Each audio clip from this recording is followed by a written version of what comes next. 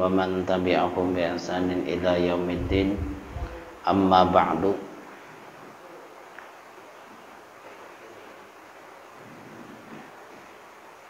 Kemudian qala al-musannif rahimahullahu ta'ala wa nafa'a bihi wa ulumihi fid dharain amin. Adapun kaifiat bab yang kedua, yaitu kaifiat tentang tauhidul asma.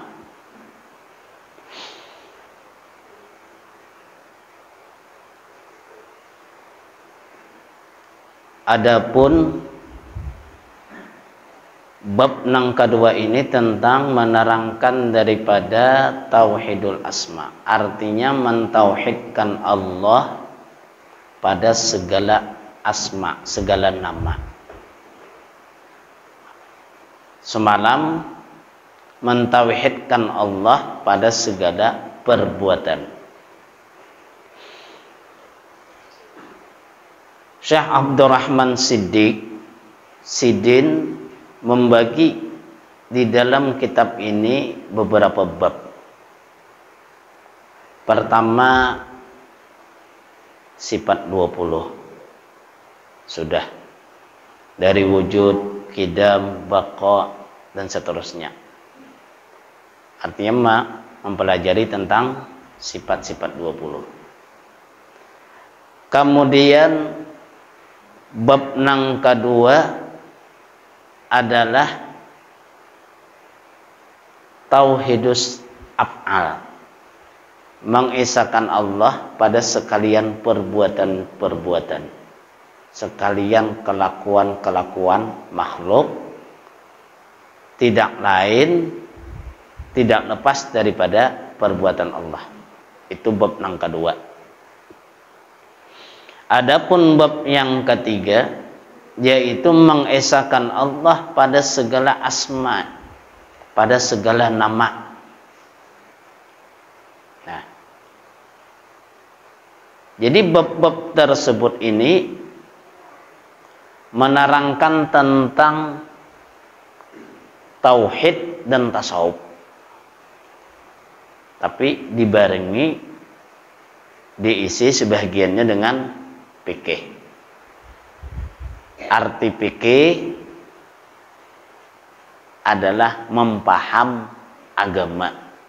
Kita belajar fikih aja, kita belajar mempaham tentang aturan-aturan agama, namanya fikih. Disebut apa tah? Disebut syariat. Tauhid artinya supaya kita bujur-bujur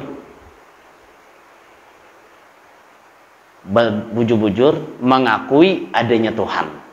Itu orang bertauhid.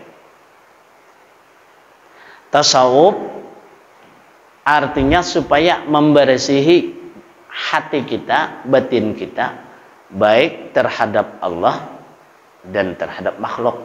Jadi tasawuf, orang belajar tasawuf itu sifatnya membersihi hati.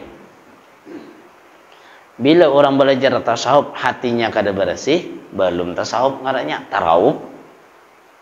Tarawuf itu artinya kukut terus. Nah. Jadi bab yang kedua ini mengesahkan Allah pada segala asma, yaitu ujar Sidin bahwa engkau pandang dengan mata hatimu dan mata kepalamu. Artinya kita rasakan dengan pengerasa yang ada di dalam hati. Kita lihat juga lawan kenyataan lewat mata. Dengan iktikad yang putus, dengan iktikad yang bujur-bujur, bahwasanya Allah Subhanahu wa ta'ala juga wahdaniyah pada asma. Artinya Allah Subhanahu wa ta'ala itu esa pada sifat, esa pada asmanya. Esa itu artinya tunggal. Kadadan nang beisi ngaran, kecuali ngaran itu kembali kepada Allah. Esa pada perbuatan, artinya kadada nang beisi perbuatan, kecuali semua perbuatan itu kembalinya lawan Allah. Itu ngarannya mentauhidkan Allah pada segala perbuatan.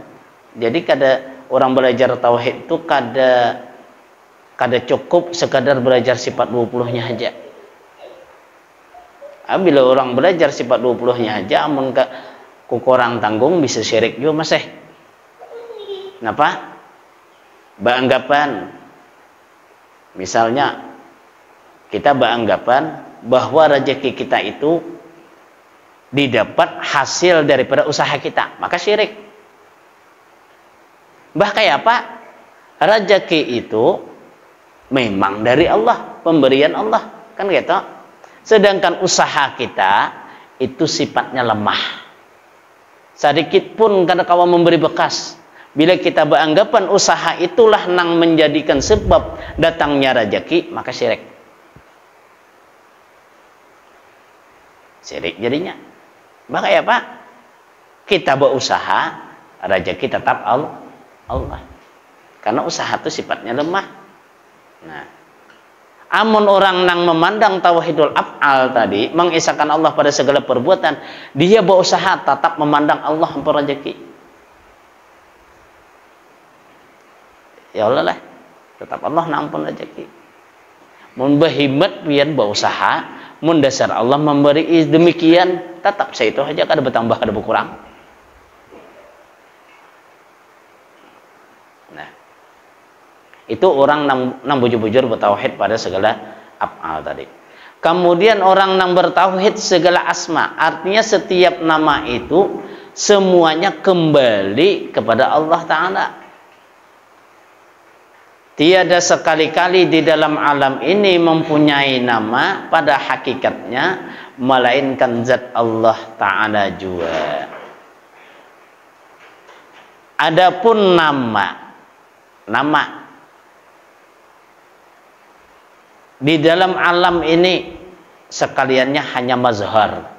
Arti mazhar itu menunjukkan adanya yang ampun ngaran. Nama nang ada di alam ini hanya kenyataan nang menunjukkan adanya Allah nang punya nama.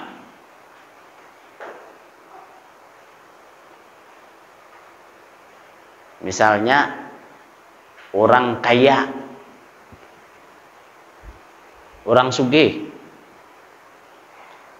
maka di orang sugih itu, nama sugih itu nama Allah, Al-Ghaniyyu. Ya kalau lah, nang sugih itu nama Allah. Jadi orang sugih itu menunjukkan adanya Allah nang bersifat Ghani. Orang alim,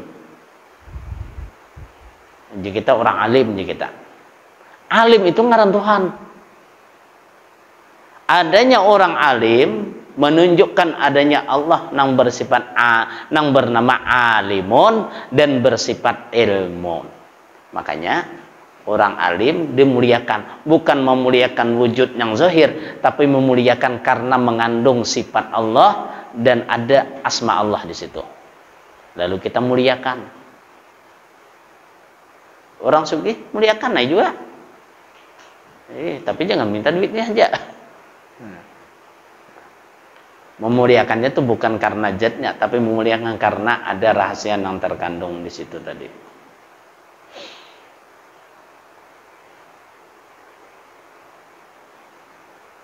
Karena tiap-tiap asma, tiap-tiap nama menuntut akan wujud musamma. Artinya setiap nama pasti ada nang ampun ngaran, kan gitu. Bila ada ngarannya pasti ada orangnya.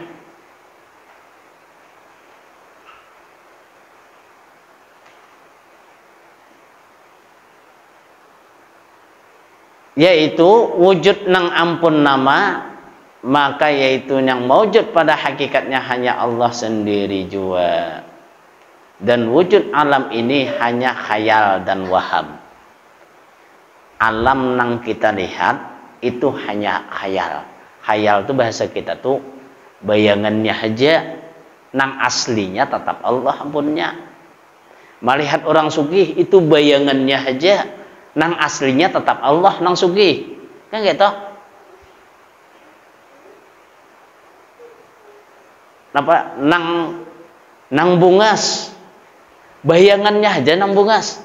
Nang bersifat jamal tetap Allah. Tetap Allah. Yang mulia, bayangannya aja mulia itu, nang hakikatnya tetap Allah. Nah, artinya orang mulia, apapun jenisnya bila mulia, itu menunjukkan adanya Allah yang maha mulia. Bayangannya, ya bila bayangan itu pasti ada ampun bayang. Karena bayangan itu menunjukkan adanya yang ampun bayang.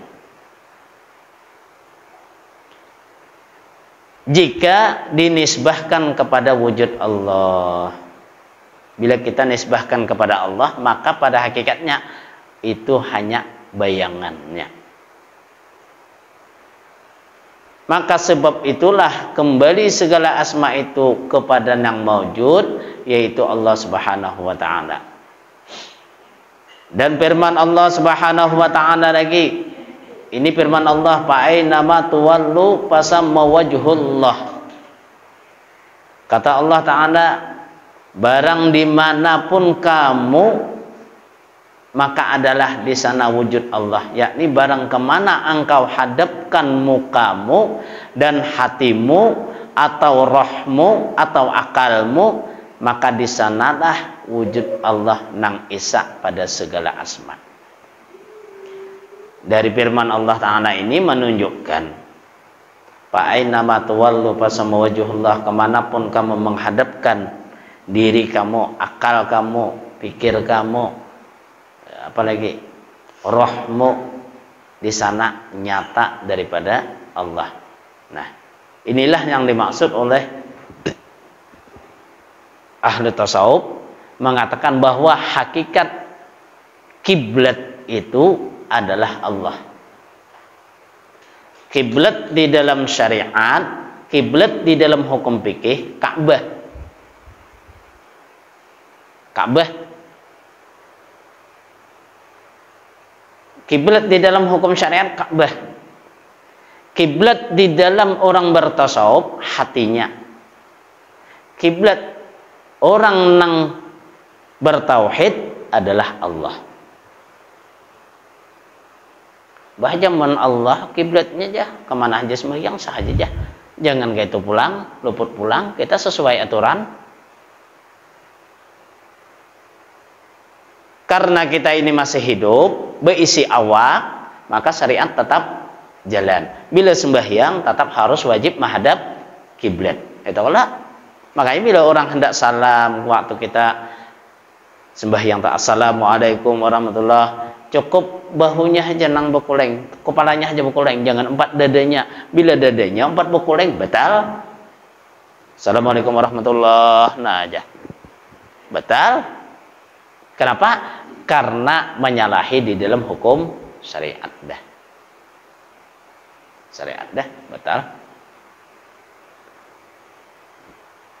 Di dalam hatinya pulang, amun sembahyang di dalam hatinya kada empat sembahyang karannya. Mulai takbir dahnya kada ingat lagi urusan sembahyang, Allahu Akbar. Mulai awal sampai akhir, pangrasanya kada ada sembahyang, nang dipikirannya poh manja. Kenapa toh? Sahlah sembahyangnya, sah secara zahir, tetapi hakikatnya nya kada sembahyang, tetap juga kana sisa. Makanya ujar Allah Ta'ala, fawailul lil musallin alladzina hum an salatihim sahun. Hati mereka itu lalai, kada ingat lagi. Tapi napa je mengingatkan non kada kawa kada ingat. Bila mangkat takbir pasti kada ingat. Sa apa pian ingat, sa itu nilainya. Cuma bila kita kada ingat, bebuling, oh aku sembahyang, astagfirullah, diberikan tuh. Nah, jadi fa'aina ma tuwallu fasamma wajhullah, artinya barang di mana kamu menghadapkan wajahmu, kemanapun kamu menghadapkan hatimu, kemanapun engkau menghadapkan rohmu dan akalmu, di sanalah wujud Allah. Artinya ujar Sidin di sini, kemana kita menghadapkan wajah kita, hendaklah di sana wajah Allah. Maksudnya wajah Allah, jangan kada ingat lawan Tuhan.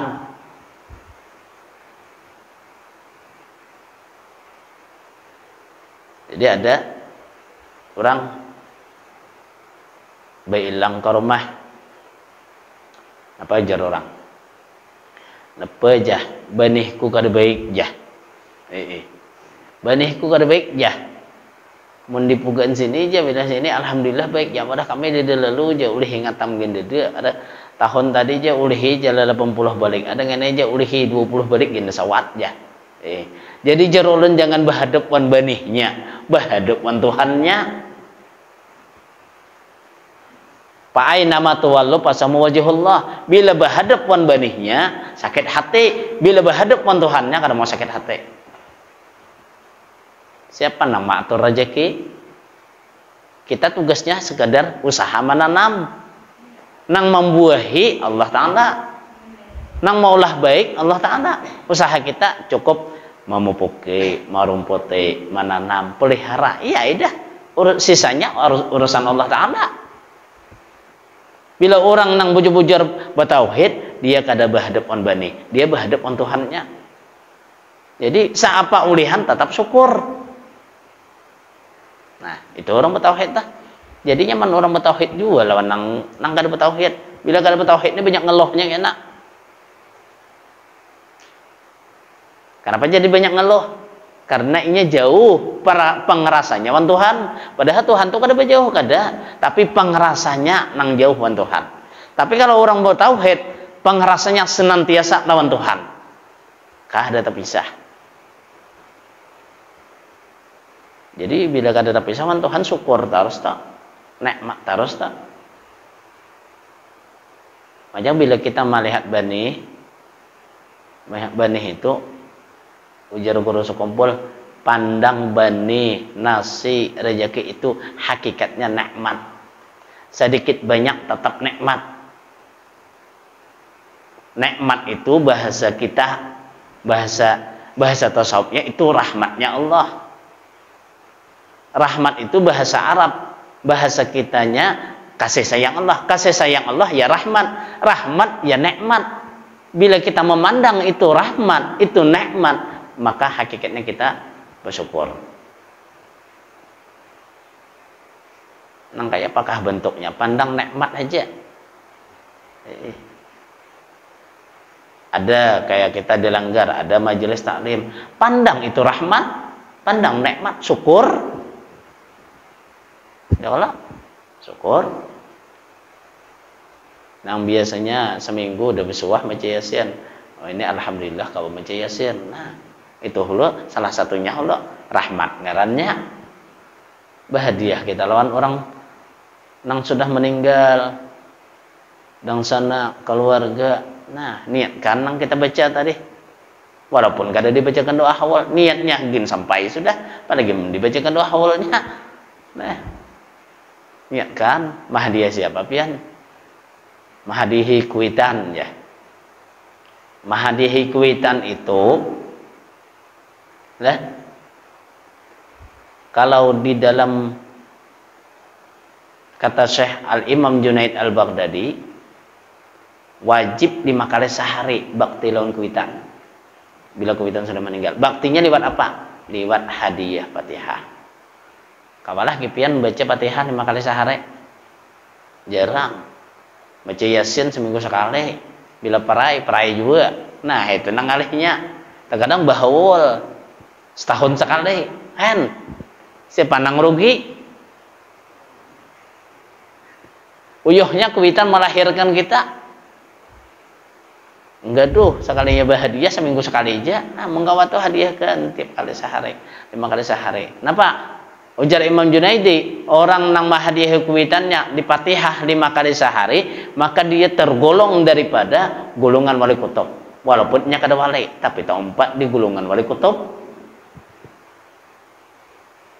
Makanya diantara kita baca itu apa supaya jangan Rabbi firli wali walidayya warhamma kama rabbayani saghira Rabbi firli 5 kali kita baca kalau Supaya kita dapat tanda bakti, bukan kita hendak jadi wali kutub, ada tanda bakti kita lawan kuitan. Tanda bakti kita lawan kuitan. Bacaan itu, baca Fatihah, hadiahi Fatihah.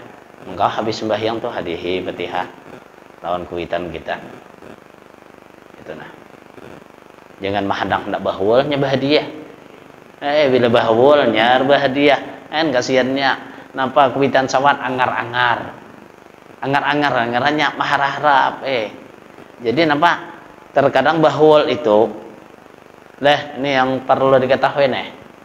Terkadang kalau kita menghadihi kuitan itu jangan menghadang bahwal. Nang kedua bila hendak bahwal jangan menghadang waktu yang pas. Mencapat lebih baik. Anak pian sekolah pesantren di sebulan sekali nya mengharap sebulan sekali abah datang, mama datang, sekalinya datang apa seminggu atau setengah bulan datang himong gak ada himong kayak itu juga sama toh. Terkadang ada juga nah bahwa kada kawa aja taliwat kada kawa atau kurang kada kawa di mana datangnya ninto mungkin tah bahul hendak taruh kali gak setahun doh pak. Jadi ada di wadah minto haulun ya. Jadi minto haulun Pak Acilan bahul hari ini. 4 gabung. Esok bahul pulang di rumah minto ha. Jadi jar minto ha kena bila sampai minggu lagi mun ada rezeki ku hendak bahul pulang mama. Padahal dia huli mama juga nah. Paninian tengahnya mama sidin. Akhirnya seminggu dapat rezeki. Bahul pulang. Napa ujar orang kampung? Apa itu awar bahul lah terserahku aja bahul kayak apakah? Kuitanku juga makin banyak ku bahul makin baik juga. Jadi bahul tuh jangan menghadang nang hari pas bujar pas. Mengkawa berdahulu pada hari pas. Nah, kayak itu toh orang bahul toh. Mahuleh aja di rumah kuburannya tagah luput juga. Jadi bila bahwa tuh lingai kuburannya ulo. Lingai kuburan kuitan tuh dilingai. Kuitan jauh bejar di anu sana aja. Kenapa di sana nang iyanya yang parak dahulu. Yang parak tuh lingai dahulu. Adeki kambang. Tumpahi banyu, bacakan salawat. Napa? Dalam riwayat dikatakan bila kuburan itu masih ada kambang, masih basah ditumpahi banyu, maka malaikat rahmat senantiasa memintakan ampun ahli kubur. Walaupun banyunya kada banyu yasin, banyu biasa ditumpahi aja nah tanahnya. Lawan banyu supaya banyu ditumpahi aja. Selama banyu tanahnya itu masih basah, malaikat rahmat memintakan ampun tak. Lawan nang ahli kubur tadi. Andeki kambang, andeki dedaunan, nang daunnya itu kada kering. Selama dia belum kering, malaikat rahmat itu mintakan ampun. Kenapa jadi mintakan ampun malaikat rahmat? Karena daun atau kambang nang masih segar itu masih mengucap zikir lawan Tuhan. Ini bila kering ampah dia berzikir. Cuma kita benar ya kada mendengar. Makanya bila kita bilang kawal kuburan kuitan daun dia ndak tatang aja daun tak. Napa? Daun itu selamanya masih segar, nya berzikir. Bilanya sudah jadi kelaras, hilang dah zikirnya. Nah, anu aja banyak ya daun tapi kumpai. Nah, itu luput lah. Nah, itu bujur-bujur bila mahal kuitan tak. Wallahu a'lam bissawab. Al-Fatihah. Bismillah.